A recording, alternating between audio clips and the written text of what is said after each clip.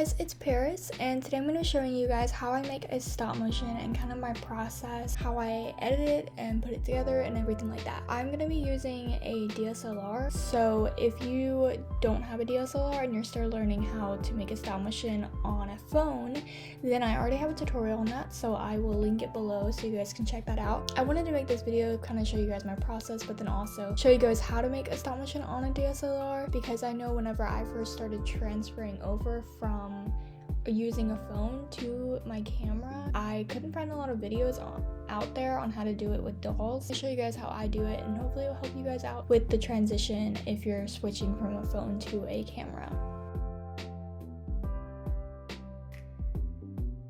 So I like to use Google Docs, so I'm just gonna start a blank. Okay, so the first thing we're gonna do is obviously come up with the title. I like to center it in the middle. I like to change the font to this. It's in a bedroom. I like to put interior so that I know it's indoors, and then I just put room. We're going to start the action. Maybe the doll is reading a book. Say what doll it is. Say it is my doll, Caroline, on the bed, reading a book. We're gonna go to the middle here, and we're gonna put Thomas in all caps because he has dialogue, and he's gonna be like, "What are you doing?" And then we have our scene block. So this is my general setup for how I set my scripts up. Once I finish the script, which I will go out and actually show you guys one of my real scripts. So this is a script for my newest stop motion, and this is kind of how I read it out. I don't know if it's professional or anything, but it's what works for me. Cut to black is how I end it, so that I know that it's over, it's done. So once I finish writing the script out, it is time to print it out. So I usually print it out, and then once I do that, I will show you guys what my script looks like. Alright, so I printed my script out, and this is what it looks like. Now this is, keep in mind, I finished filming this, so this is kind of, it gets a little bit messy after I finish filming. This is kind of what we got going. So because I have to voice all the dolls and there's multiple dolls in it, I do like to highlight their names in different colors. So up here I just kind of a guide of who is who and which color they are, and then the actions. And then I like to break up the scenes just with a line to tell me where the scene ends and starts. So I have this little chunk is a scene here, and then it goes into the next scene here. I have Tara is in purple, so I highlighted her name and her lines.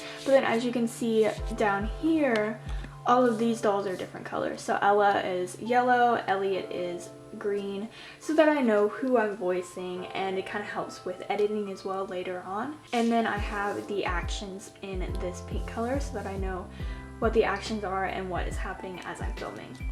And I do this throughout the entire script just so that it helps me. So I break up the scenes and the lines and the actions.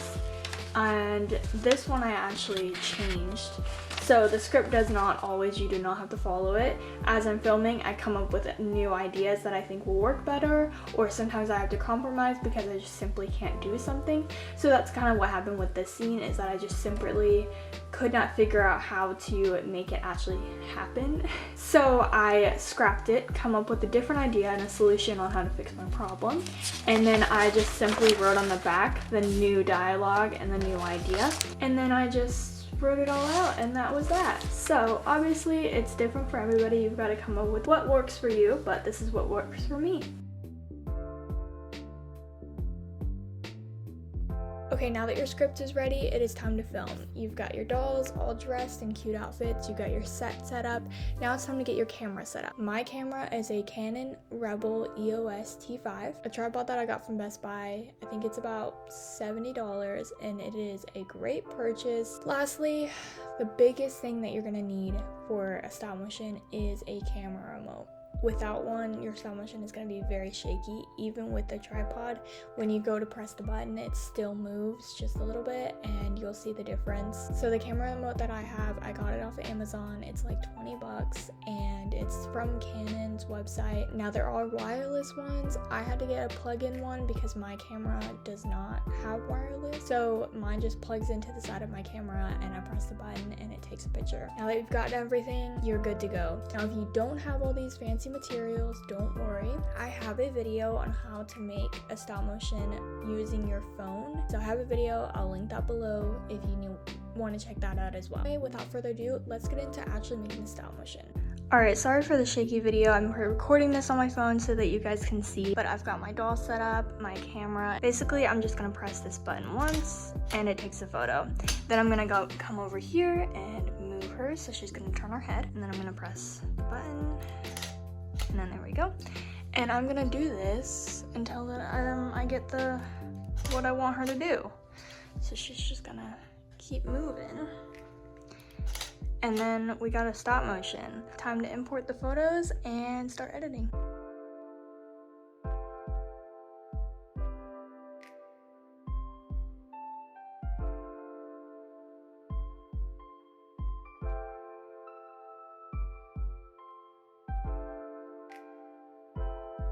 DaVinci Resolve 17 is the latest version, and it is a free app. There is a paid for version, but I use the free one. So we're gonna come in here and we're gonna start a new project. So now we're gonna come into the media down here, this first tab, and we're gonna go to file and import and then media, and then I'm going to go to desktop. We're gonna go to AGSM photos, and then I'm just gonna import one of these scenes. So I'm gonna click shift and then select that, and then all of my photos are gonna be loading in here. So now I'm gonna go down to cut and edit. So I'm going to click the first one, and then I'm gonna come all the way down, hold shift, and then click the second one, and then I'm gonna drag it in here. So now I've got all my clips, but as you can see, it's a very slow stop motion because the clips are playing very slowly, and we don't want that. Drag this and select everything. Then I'm gonna right click and I'm gonna go to clip duration. And then obviously you can see that it's 5 seconds. We don't want that. So we're gonna take this 5 and make it a 0. And then I found that 3 looks the best with my stop motion. So that's what I'm gonna change it to. Then we're gonna deselect it, but now it's gonna look like this. It has a lot of gaps. So we're gonna come up to edit and we're gonna click delete gaps. And then it will delete all those. Takes a minute, and then look at that, you got a stop motion. So say that you're done, you've edited everything. I'm gonna show you guys how to export it. So we're gonna come down to this little rocket here. We're gonna name it location though. So we're gonna put it there, click add to render, and then it's in here, and then you're just gonna click render, and now it's gonna run through the video and render everything. Okay, so here it is, our stop motion is saved. And as you can see, it's good to go. So that is how you make a simple stop motion on DaVinci Resolve. I hope this helped you guys and everything. I hope you guys enjoyed it, and I'll see you guys later. Bye.